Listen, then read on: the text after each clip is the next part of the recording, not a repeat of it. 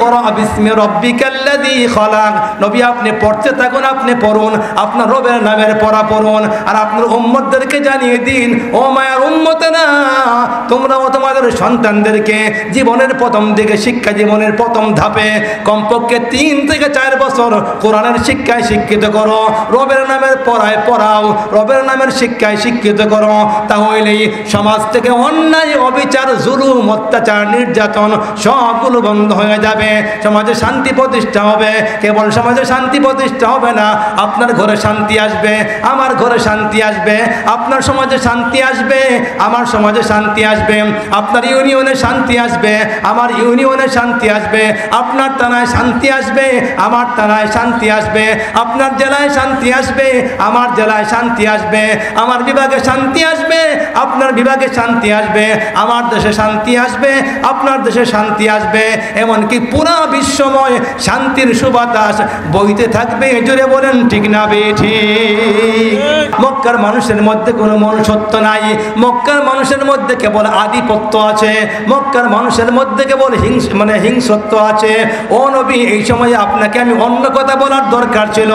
নবী, আমি কেন অন্য কথা বলি নাই? আমি আল্লাহ ভালো করেই জানি অন্য কথা বললে কোনো লাভ হবে না। নবী গো, যদি মানুষ যদি পড়ে আমি আল্লাহর নামের পড়া, মানুষ যদি পড়ে তার রবের নামের পড়া, ওই রবের নামের পড়াই একটা মানুষকে সত্যিকারের মানুষ বানাইতে পারে। কথা বলেন ঠিক না বেঠিক?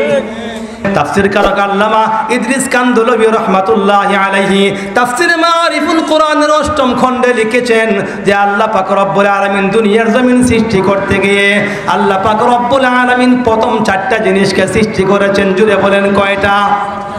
তাফসীরের কিতাবের মধ্যে আছে, যদি আপনি ইউটিউবে সার্চ দেন, যদি আপনি গুগলের মধ্যে সার্চ দেন, আল্লাহ পাক রব্বুল আলামিন প্রথম কি সৃষ্টি করেছেন, গুগলের মধ্যেও আপনার এটা লেখা আসবে আল্লাহ প্রথম কলম সৃষ্টি করেছেন, অথবা আসবে প্রথমে আল্লাহ আরশ সৃষ্টি করেছেন। যদি আপনি গুগলে সার্চ দিয়ে লেখেন যে প্রথম 4টা বস্তু আল্লাহ কি কি সৃষ্টি করেছেন, এর মধ্যে দেখবেন যে একটা আসবে প্রথম আল্লাহ পাক রব্বুল আলামিন 4 বস্তুর মধ্যে একটা বস্তু কলমকে সৃষ্টি করেছেন। জুড়ে বলেন সুবহানাল্লাহ। কলম, কলম, ওই যে আমরা লিখি যে কলম, এই কলম সৃষ্টি করেছেন। তাফসীর কারক আল্লামা ইমাম ইদ্রিস কান্দলবী রাহমাতুল্লাহি আলাইহি উনি ওনার তাফসীরের মধ্যে তাফসীরে মারিফুল কোরআনের 8ম খণ্ডের মধ্যে লিখেছেন যে আল্লাহ প্রথম 4টা বস্তু সৃষ্টি করেছেন। প্রথমে আল্লাহ তার আরশ বানিয়েছেন, 2 নম্বরে আল্লাহ কলম সৃষ্টি করেছেন, লিখার কলম। 3 নম্বরে আল্লাহ পাক রব্বুল আলামিন জান্নাতে আদন নামে একটা জান্নাত আছে, জান্নাতে আদন সৃষ্টি করেছেন। 4 নম্বরে আল্লাহ পাক রব্বুল আলামিন আদম আলাইহিস সালাতু ওয়াস সালামকে সৃষ্টি করেছেন। তো আদম সৃষ্টির বহু আগে আল্লাহ কলম বানিয়েছেন। কলম বানিয়ে আল্লাহ বলছেন উক্তুব, তুমি লিখো। কলম বলছে মা আক্তুব, আল্লাহ আমি কি লিখবো? আল্লাহ বলছেন উক্তুব বিত তাকদীর, ও কলম তুমি বান্দার গোলাম বান্দির তাকদীর লিখো, কপাল লিখো। তাকদীরে মুবরাম লেখার জন্য বলা হয়েছে, যেটা লেখা হয়ে গেছে এটা কোনোদিন আর পরিবর্তন হবে না। আর একটা তাকদীরে মুআল্লাক, মনে করেন যে আপনি এখন মাহফিলে আসছেন, মাহফিলে আসার সঙ্গে সঙ্গে আপনার সগীরা গুনাহগুলো মাফ হয়ে গেছে। যদি মাহফিলে আপনি আসতেন না তো সগীরা গুনাহ মাফ হইতো না। মানে ভালো কাজ করলে ভালো ফল পাওয়া যায়, ভালো কাজ না করলে ভালো ফল পাওয়া যায় না। এটা হচ্ছে তাকদীরে মুআল্লাক, মানে ভালো কাজের সঙ্গে তাকদীরে এটা পরিবর্তন হয়। ভালো কাজ করলে আপনার কিছু পরিবর্তন হয়, আর মন্দ করলেও কিছু পরিবর্তন হয়। আরেকটা হচ্ছে ওই যে তাকদীরে মুবরাম, যেটা কোনো পরিবর্তন হয় না। আল্লাহ কলমকে বলছেন কলম তুমি লিখো। এই জন্য আজকে অধুনা বিজ্ঞান একটা কথা বলেছে যে বিজ্ঞানের কলমের কালি শহীদের রক্তের চেয়ে পবিত্র। আমি এর ব্যাখ্যায় যাব না, কেবল বুঝাবার জন্য বলছি। বিজ্ঞান যা বলছে সত্য মিথ্যা পরের কথা বা সঠিক বেঠিক পরের কথা, কিন্তু বিজ্ঞান চিন্তা করে এটা বের করেছে কলমের কালি এমন এক জিনিস, যদি আজকে যদি হাইকোর্টে যদি রায় হয়ে যায় আমার বিরুদ্ধে, কথার কথা আল্লাহ মাফ করুক, যদি রায় হয়ে যায় আমার আগামীকাল ফাঁসি হয়ে যাবে। যদি কলম দিয়ে লিখে দেন, 5 টাকা কলম দিয়ে যদি বিচারপতি লিখে দেন যে আমার ফাঁসির কথা, তাহলে এটাই শিরোধার্য, আমার এটার থেকে বাঁচার কোনো পথ নাই। হয়তো আমি সুপ্রিম কোর্টে গিয়ে আবার মানে অ্যাপিল করতে পারি, পারি, আপিল করতে পারি।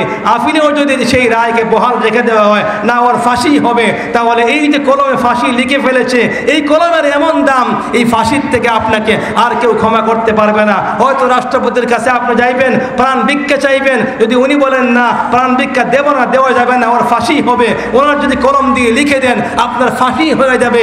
বাংলার জমিনে আপনার ফাঁসি না হয়ে দ্বিতীয় কোনো রাস্তা আর খোলা নাই। কারণ এই কলম দাম 5 টাকা হতে পারে, কিন্তু এই কলমের কালির দাম এত বেশি, যা লেখা হয়ে যায়, ওই লেখার মাধ্যমে কেউ ব্যারিস্টার হয়, ওই লেখার মাধ্যমে কেউ সাংবাদিক হয়, ওই লেখার মাধ্যমে কেউ ডাক্তার হয়, ওই লেখার মাধ্যমে কেউ ডক্টর হয়, ওই লেখার মাধ্যমে কেউ বিএডের ইঞ্জিনিয়ার হয়, ওই লেখার মাধ্যমে কেউ বড় বড় আপনার কে বলে মাস্টার হয়। আর কেউ লিখতে পারে না, অনেক কিছু জানে, লেখার পাঠশায় লিখতে পারে নাই বলে পরীক্ষায় ফেল করে, এমন হাজার হাজার নজির বাংলার জমিনে আছে না নাই? এই জন্য আল্লাহকে কলম বানিয়েছেন।